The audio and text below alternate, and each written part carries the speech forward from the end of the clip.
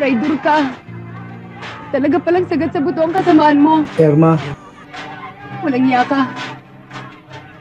Magkano bang idinayad nila sa'yo para ibenta mo kami? Pabayaan mo muna akong magpaliwanag.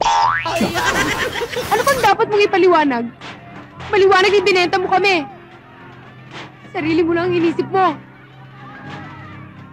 Pagkatapos ka naming asahan, pagkatapos mo kaming paasahin, turin palang ahas na tutok lang sa amin. Mas masahol ka pa. Alam mo kung anong klase ka? Ha, Brando? Sayang ang pagkukup namin sa'yo. Ang pagkonsinti sa mga ginagawa mo. Sayang! Alam mo ba kung anong klase tao ka? Brando! Isa kang palasubas! Palasubas ka! Tama, Brando! Palasubas ka!